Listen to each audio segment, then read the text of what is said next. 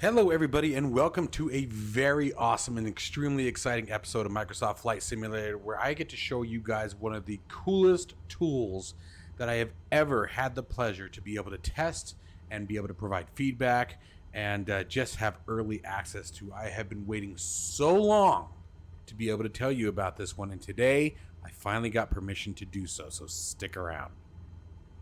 If you are interested in acquiring any of my Overkills tutorial guides for Microsoft Flight Simulator, please consider joining me on Patreon. Patreon subscribers level tier 2 and above have access to all of my guides, as well as any future updates and future guides that will be coming down the road. Link to Patreon can be found in the description below.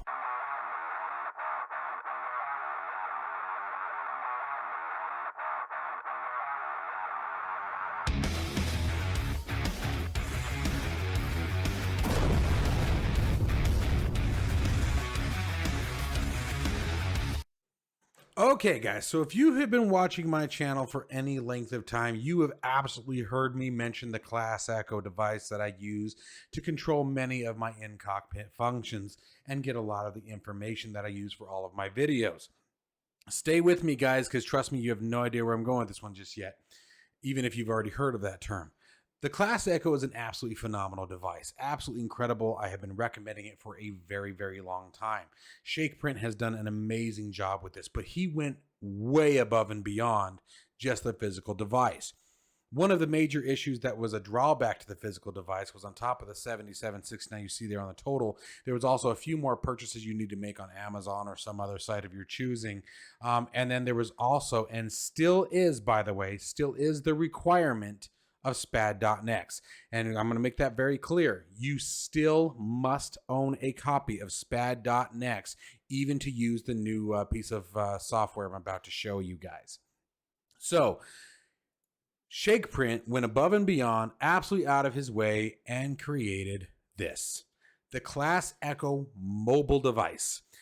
ClassEcho Mobile can be used on any iPad or Android device that you have access to. As you can see here, it's available on the Amazon App Store, Google Play, and the Apple App Store. Okay, and again, right here, you can see, reemphasize, SPAD.next is required. Okay, I just don't want anyone to come back at me. But here's the beautiful part, is now we've turned 7769 into 1999.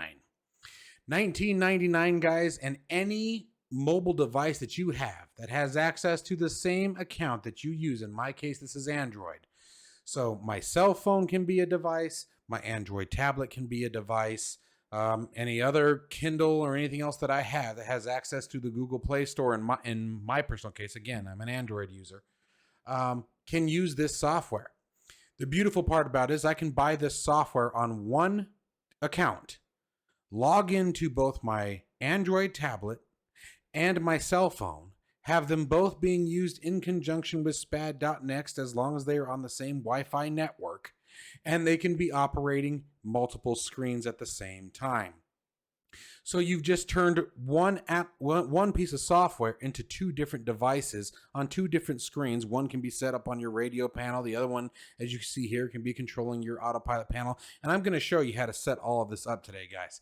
But this is an absolutely fantastic purchase. So now what we've done here is we've also turned 7769 plus the SPAD.next requirement $24.99. So we're bringing that now down to $45. So you're still coming in the physical device. Now I'm going to make this very clear. I have both the physical device and the mobile device, and I don't regret either one of them by any sense of the word, and I still use both of them very actively on every flight. So please do not assume that I am taking away from the physical device. If you have the funds and the desire to do so, and you're like me and having a physical device, make sure that you still grab this. I promise you'll love it. Anyway, moving forward. Make sure that you guys also check a link in the description below if you do decide to go out and purchase this application, as you'll have a link to the documentation of how to set all of this up. Especially, you'll want to pay key attention to this part here, and that is the unblocking of port 28001 from Windows Defender. And again, there's a YouTube video walking you guys through all these processes step by step. Shake has done an absolutely wonderful job with tutorials as well. They're quick, they're to the point, and they'll get you going very, very quickly. Okay, so now what I'm going to do is I'm going to show you guys how to piece this all together. We're going to use SPAD next. I have completely deleted all of my profiles, so everything that you guys will see will be what we are doing from scratch. I will have a recording software running on my Android tablet so you guys can see everything I'm doing on the tablet. I'm going to do my best to do the overlays side by side, which is a dreadfully painful process, but just because I love you guys, we're going to do it. So let's go ahead and close the browsers down. Make sure, again, if you guys need any of the links of everything that I've shown you here, there'll be a link to it down in the description below, so make sure you guys check that out. Let's go ahead and jump into setup and configuration of the ClassEcho Mobile.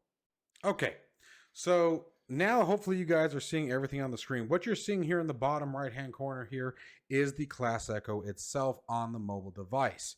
A couple things that you're going to want to set up, as you guys can see. First off, you can see that I've got the IP address of the computer that is running spad.next. Guys, don't freak out about the IP address being posted. It's a local address. You're never going to find me by using that. Don't let anyone scare you with that. Okay. Anyway, moving on. So you have your local IP. Then under the device index number, this is where it becomes cool if you guys have multiple mobile devices. So if, for example, if this is device index number 1, if I were to also launch this on my cell phone, I would set it as device index number 2.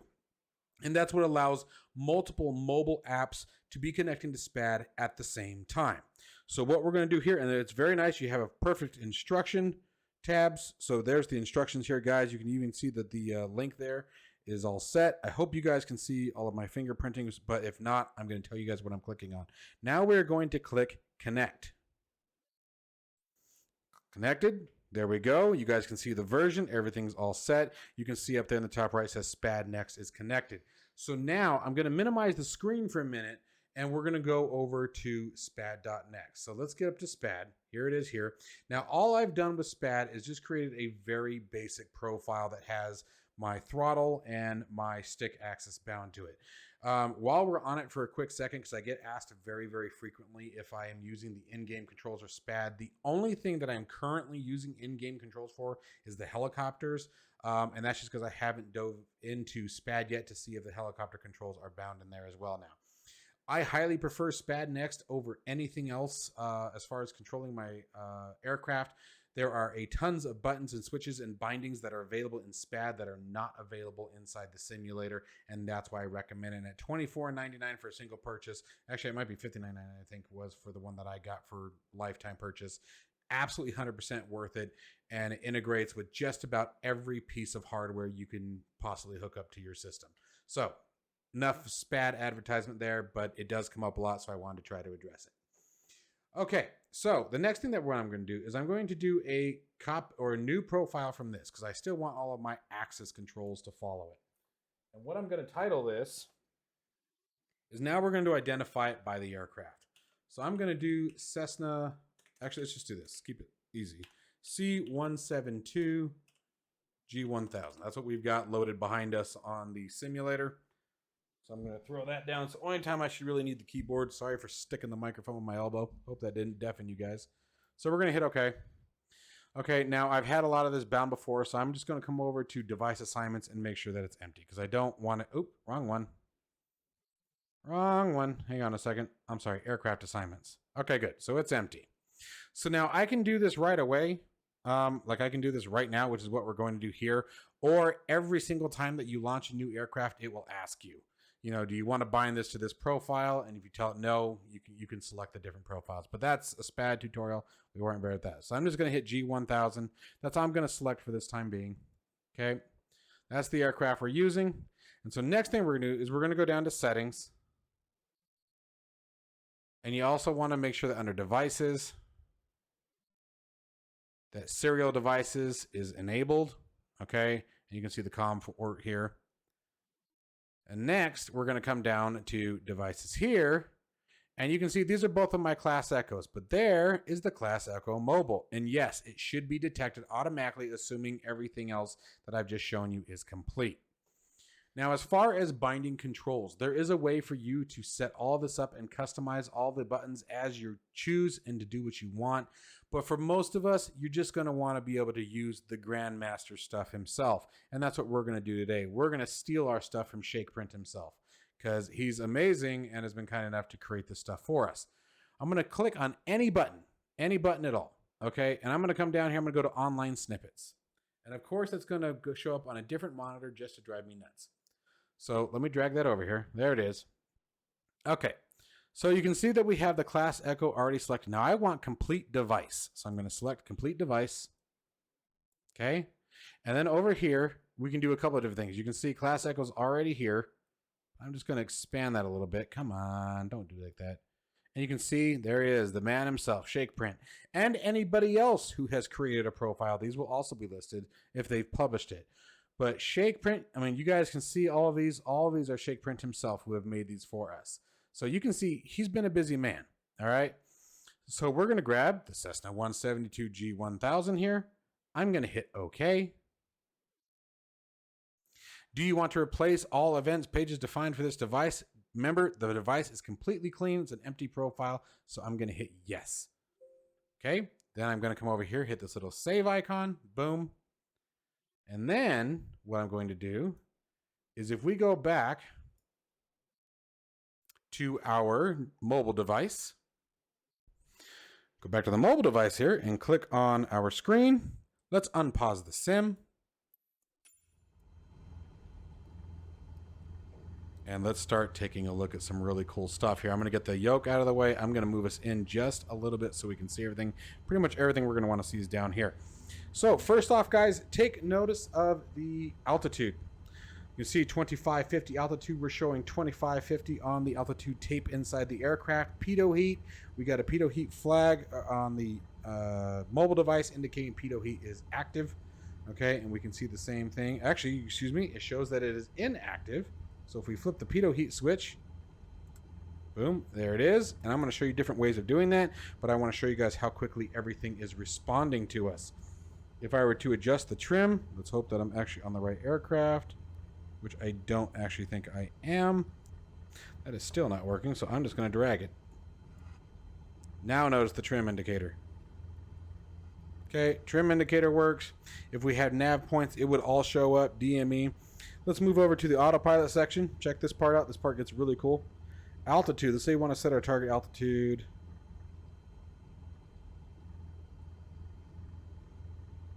Okay, there's 2,500 feet. Maybe we want to go all the way up to 12,000 feet. Both the small knob and the... And here's the other cool thing. We can actually switch the modes of the buttons. If you guys don't like having the knobs, which I totally get for some. Our heading knob. Activate the heading mode. Check that out. Isn't that cool? Okay.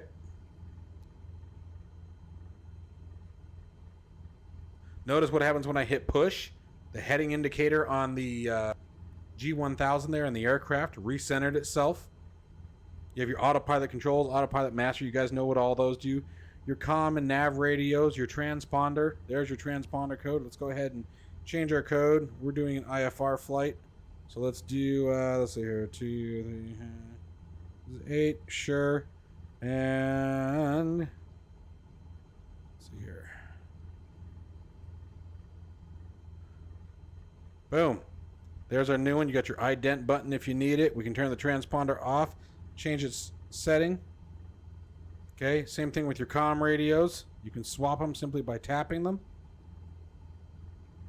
You actually tap the frequency itself. Oh, it's the same frequency, duh. We can go ahead and change that. Let's see here, 118.9er, I don't know. Okay, and we can either do a transfer now. I mean, this thing just goes on and on, guys. It's so cool. COM 2, you can actually power off and on your actual radio. Same thing with the nav radio. Your FMS, you can swap. Notice the nav source is changing on the G1000 inside the aircraft as we adjust it. Let me actually make sure that you guys can see all that. I just realized that's probably not a great camera view. Let's do something like this. Hopefully you guys can see. So again, going over to controls page, parking brake. There's our pitot heat that we were talking about earlier. Fuel pump if necessary. Your lights. And it's extremely responsive. Extremely responsive. It's so awesome. Moving over to the GPS tab, you guys can see all of our, here's our MFD controls, or PFD controls. These are the soft keys. Notice that they're changing there on the back. Go over to 12, there's alerts, boom. And let's go to, what is that, PFD 4. PFD options, let's change the wind setting. Let's say we wanted wind 2, that would be 4, I believe, yep. And then 11 to go back. And 11 to go back again. Just absolutely awesome stuff, guys. Absolutely awesome stuff. And you can see here, we can also change the range. There's our visibility range on the PFD inset map. Turn the range off. Go back to the FMS if we wish. Cursor if necessary. Bring up all the G1000 menus. Guys, look at this. This is too cool. Too cool. Let's turn the procedures off. There we go. Let's see here. Switch over to the MFD. Okay. Once again, one of the biggest ones. What do we use a lot? Range, right? There you go. Simple couple quick taps, and you're in and out of there, guys. And it's also got support for the GNS 530, the GNS 430. You have all those built into it right away. Flight info, we can go back to our settings page here, guys. Touch knob sensitivity, outer knob sensitivity, sim rate. This is probably the one that I use very, very frequently when you actually change the speed of the sim. So like when you're up at cruise and you just want to get to the top of descent, I speed it up, off we go. You have a couple of different options here you can see. Use external encoder knob, and I'll show you guys what that looks like here at the end of the video, so make sure you guys stick around. I don't personally have that, but you guys will definitely be able to see that in the picture that I'll show you guys. Now you can do this for any aircraft that you want. You have all this option available to you with any aircraft, and again, this is on your cell phone, this is on a mobile device. You guys have seen the cockpit. If not, I'll make sure to post a picture now. There's my cockpit. You can see that I've got the 10-inch tablet there in the middle, and that's what I am using. And you guys can also see the physical ClassEcho sitting up on top of the desk. I can have both of those doing something completely different, okay? I can have all three. I can have my tablet, 10-inch tablet, doing one thing. I can have my cell phone, my Android cell phone, doing another on another screen, and I can have the physical ClassEcho on top of my desk doing something completely different.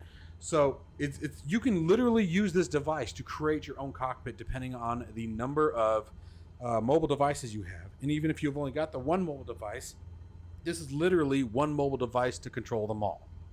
All right, so I hope I've shown you guys enough to truly showcase everything that it can do. Guys, make sure that you also take a look at all the pictures and screenshots in case I missed anything. It is extremely diverse, and you can customize the heck out of it. The profile that you were seeing there on my screen was something that as I showed you guys, was pre-made by ShakePrint himself. There's a ton of customization options. You can literally conform any of those buttons to do anything that SpadNex is capable of grabbing. And again, a big reason of why I recommend SpadNex. Here on the on ShakePrint's page here, guys, here is an example of the physical encoder. And by the way, take a look. That's a cell phone, guys. This is exactly what I was talking about. There's a cell phone, and I believe that one, there's his tablet. Okay, so that is a perfect example of what I was talking about what you can do. And we can have both of these running at the same time. They can both be connected. That's where that device index that I showed you guys at the beginning comes into play. One of them would be set to number 1, the other one would be set to number 2, and boom, you can have them both up and running all at the same time.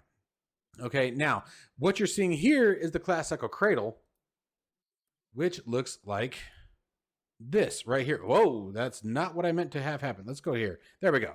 Here is the ClassEcho Cradle. Now you can see it's got the encoder switch on. It's got one USB cable, and it can hold just about any tablet or cell phone that is out there. Obviously, limitations may apply. I'm not going to try to, say that anything and everything will fit, but when you look at the distance, you look at the bearing, you look at the size of the average tablet, just about anything, definitely any cell phone. And so you can have this encoder, much like what we have on the physical ClassEcho device, and actually have a physical rotary on top of the touchscreen rotaries if you choose to use that as well.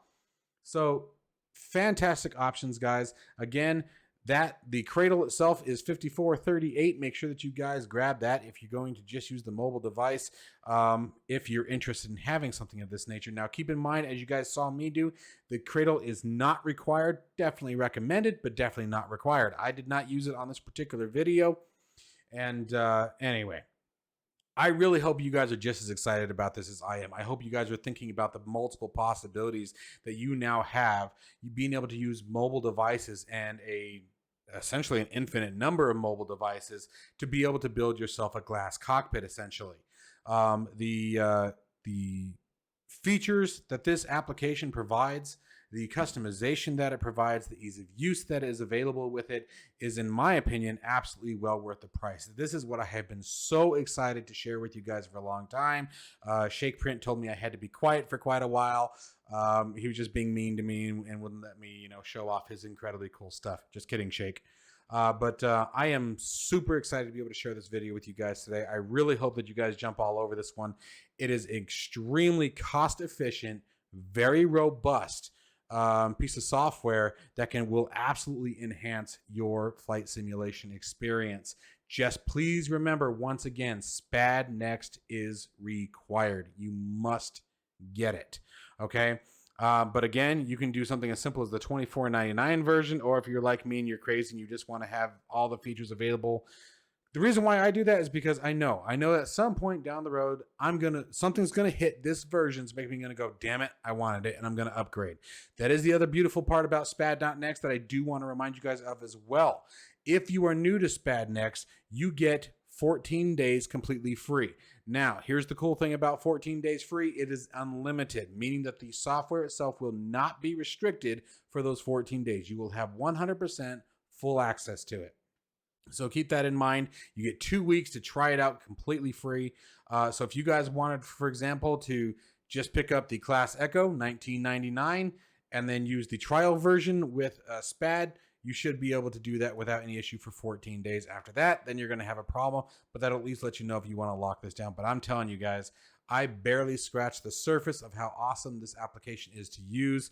And for $45 US out the door for both applications, trust me, you're going to get your $45 gameplay out of it in just a couple of days. So once again, to ShakePrint Simulations, congratulations on this amazing release. Thank you for letting me be a part of it. I am so grateful for that. To you guys, let me know what you guys think down below. I've already seen the comments on today's news video that people have already grabbed it based on just the information I showed already. And they're already giving positive feedback. So guys, be sure to check those out. And as always, stay safe and healthy. And I'll see you guys in the next one. Take care, folks.